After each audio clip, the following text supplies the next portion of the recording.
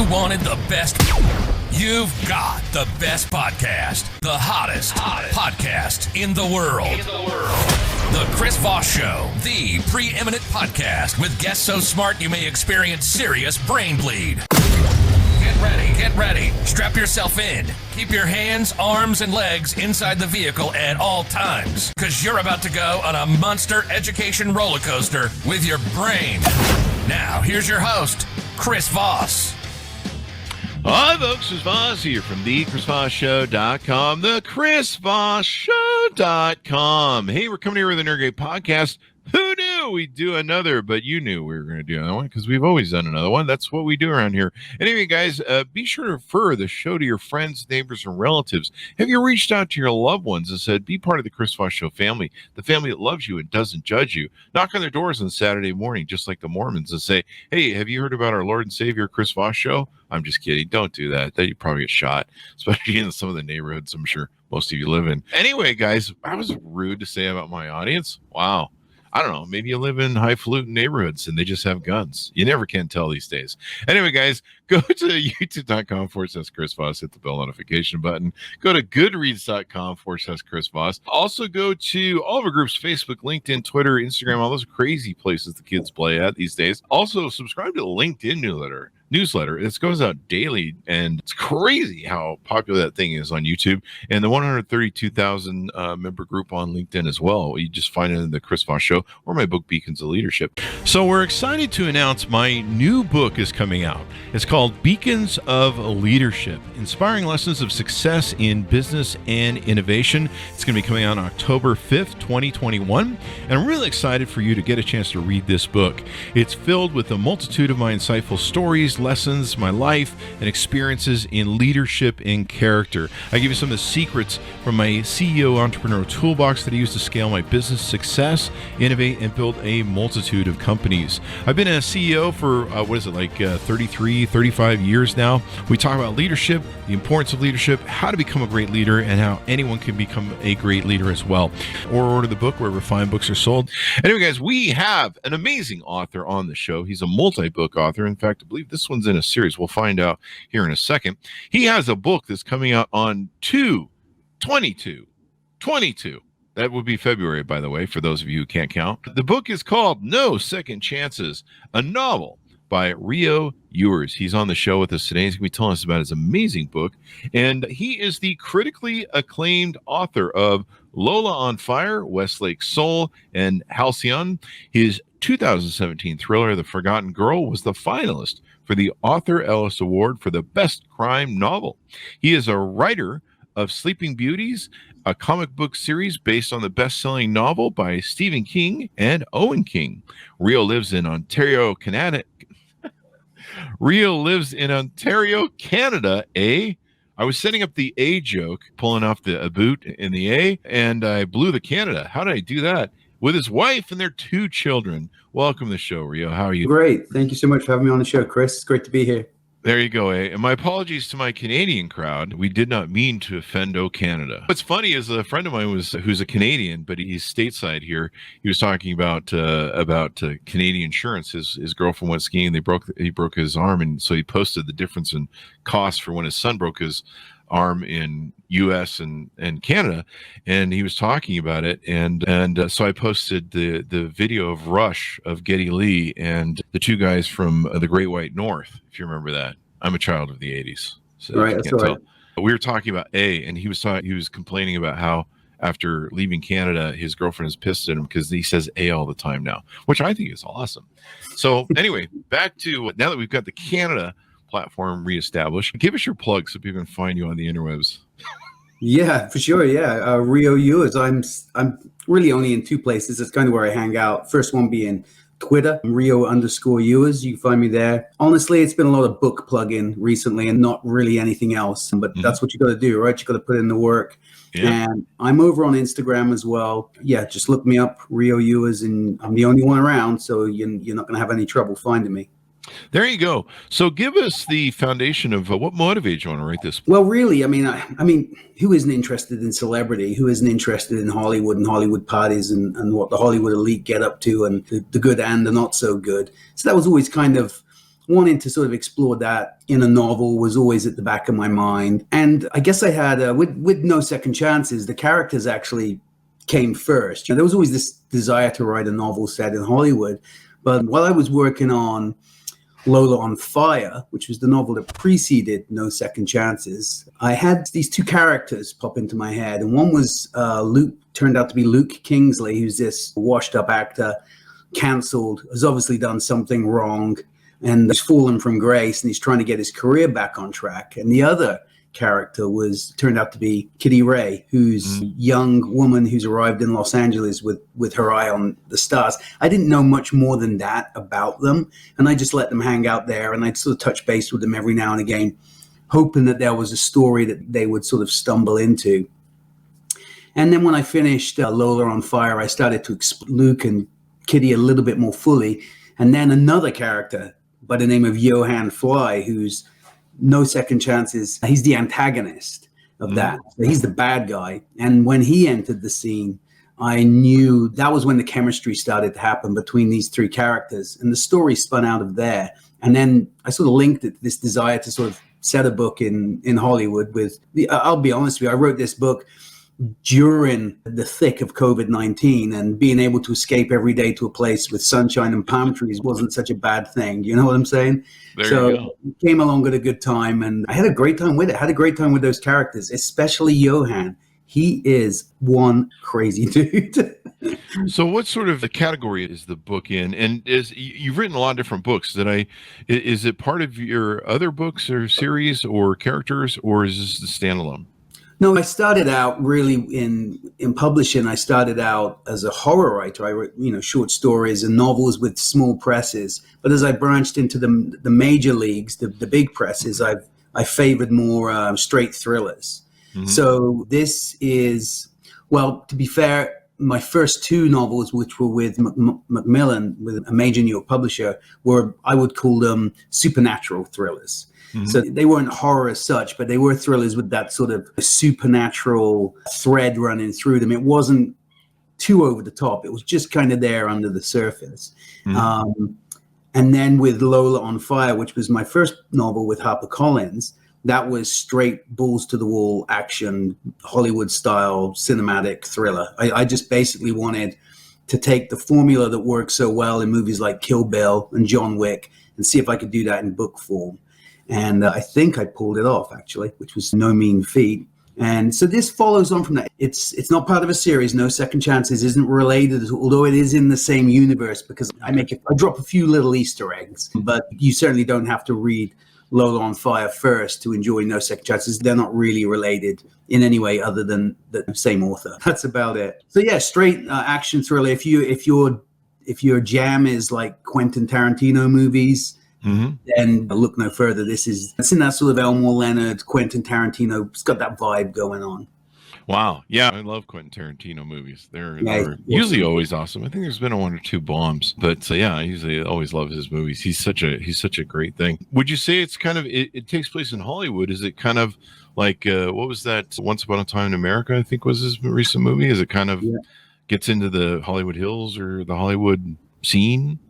Oh, yeah, it definitely gets into the Hollywood scene with Luke. He's this, like I said, a disgraced actor. In fact, when I was putting some notes together for the book, I realized I sort of arrived at the conclusion that Luke had been defamed because his wife, who's a famous soul singer, went missing mysteriously. Mm-hmm. And they had a very tumultuous, very public relationship. So naturally, everybody believes Luke killed his wife and they couldn't find the body, so he's essentially got away with murder. So therefore his career hit the trash can pretty hard. I remember watching Once Upon a Time in America, and the character that Brad Pitt plays, Cliff Booth, who's Rick Dalton's stunt double, he actually is also accused of killing his wife. And I thought that was quite, it was, I was thinking along those same lines. Obviously, Quentin got there before me, but I didn't steal it. I promise. Hey, that's a great idea. That's what I need.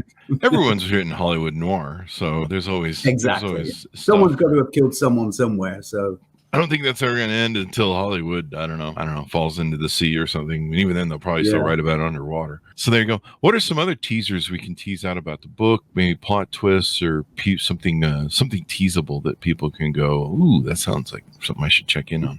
Yeah, well, Johann Fly, he's our antagonist. He's a 28-year-old YouTuber. Social media sensation. So he appears really he's the son of a Danish billionaire. So he appears really quite squeaky clean on the outside and everybody kind of loves him. But obviously he's hiding really quite a fierce darkness. And he's, like I said, son of a Danish billionaire, but he truly feels a connection to his Viking ancestry.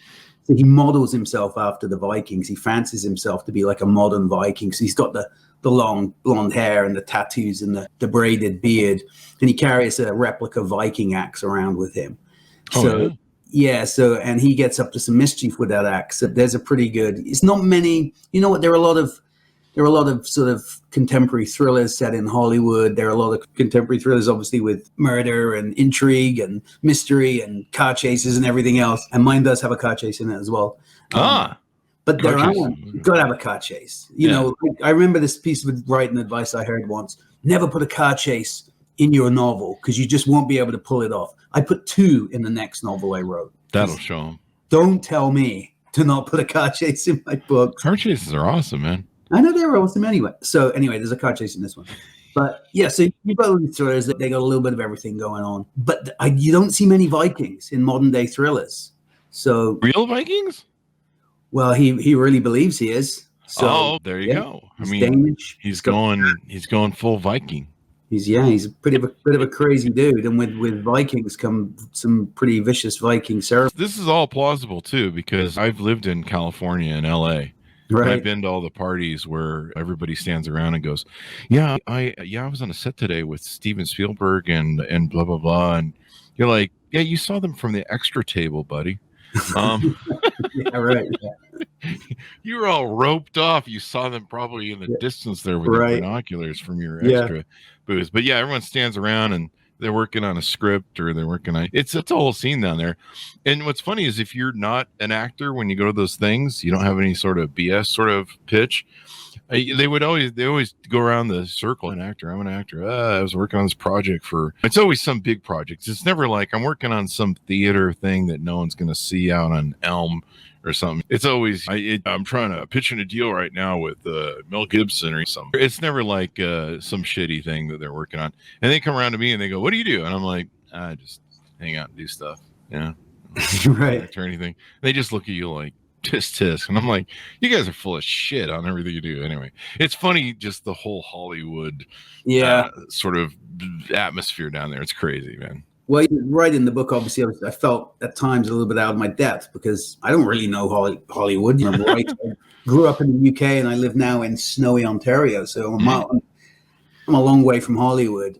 And there's a scene in the novel which takes place at the Hollywood party.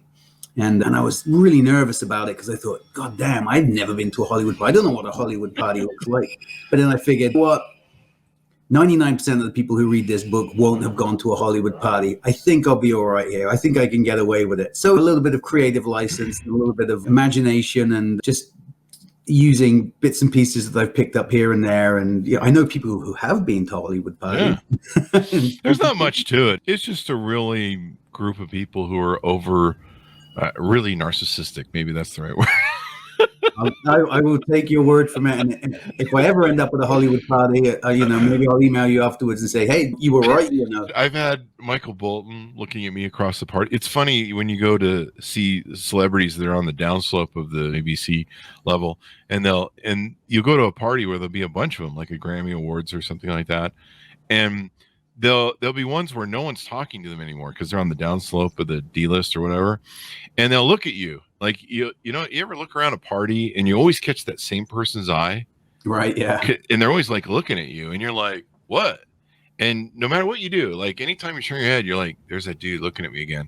And it was Michael Bolton, and he kept looking at me like, hey man, I'm still a celebrity, man. You should probably come talk to me. And I'm like, right. I kept looking at him. I'm like, nah, I don't care about your music. Yeah, that looks like Michael Bolton. I am definitely not talking to that guy. I was like, no, we were talking to LinkedIn, the band LinkedIn. I was like, yeah. So we're talking to the new kids on the block here. Not the new kids. I wouldn't talk to them either. But yeah, it was really funny. I did make I did make a beeline for the 80s star. I forget her name. She was always in Playboy all the time. She was in the movie Scream. She had that famous run scene at the beginning of Scream, but she was wonderful. But yeah, it's always funny. You go to some, I remember I went to some and there was a guy from Parks and Recreation, and he just kept looking at me all night long. And I was like, I'm not going over there. I just don't care. Right. It's like, hey, I'm a celebrity over here, big sign. Anyway, it's really funny how it goes. Anything more you want to tease out of the book before we go? It's very cinematic. It's an action thriller. I just like, with books, with my readers, I really want them to have a good time. So it's kind of like a grab the popcorn and let's go. And I think the novel hits the ground running, and then it just keeps going. And the second half of the book, is set in a small town in the Mojave Desert, and then we venture actually out into Nevada as well. And that's when the heat is truly on in the desert, figuratively and literally. So yeah, it's a cinematic thrill ride, and if that's your thing, then come on board and have a good time with it. There you go. So give us your plugs one more time as we go out so that people can find you on the interwebs. Yeah, I'm on Twitter, Rio_Ewers, and I'm on Instagram. I think that's Rio_Ewers as well, YOUERS. Okay. That's my surname. Thanks for coming on, Rio. We really appreciate it, man. Hey, no, it's great. It's been great. High energy. I love that stuff. That's fantastic. That's what we do around. It's the coffee. So the coffee and the cocaine. I'm just kidding. I don't do coffee. I don't do cocaine either. Don't do that, folks. It's bad. Stick with coffee. Anyway, guys, thanks for tuning in. Order up his book wherever fine books are sold. Don't go in those dark alleyway bookstores. Go in the fine bookstores, because you can get shipped in those dark ones. Go to the fine bookstores and order up, or order online. You can do that as well. You don't have to go in there anymore and get COVID. No Second Chances, a novel. 22/22. I love saying that. February 22nd, 22/22. So you can order it now and get a jump start on your book club. Rio Ewers has been on the show with us. Thanks for coming on, Rio. Thanks, Mountis, for tuning in. Thanks for everyone for being here. Did I thank everybody yet? That guy in the back? No, thanks. You can leave. But everyone else, you're awesome. We love you and all that good stuff. Go to youtube.com/Chris Voss, goodreads.com/Chris Voss. Hit the bell notification button on all of those. YouTube, LinkedIn, Twitter, Instagram, all those different places where the kids are cool, kids are playing. Stay safe, be good to each other, and we'll see you guys next time. So we're excited to announce my new book is coming out. It's called Beacons of Leadership, Inspiring Lessons of Success in Business and Innovation. It's going to be coming out on October 5th, 2021. And I'm really excited for you to get a chance to read this book. It's filled with a multitude of my insightful stories, lessons, my life, and experiences in leadership and character. I give you some of the secrets from my CEO entrepreneur toolbox that I use to scale my business success, innovate, and build a multitude of companies. I've been a CEO for 35 years now. We talk about leadership, the importance of leadership, how to become a great leader, and how anyone can become a great leader as well. Or order the book wherever fine books are sold.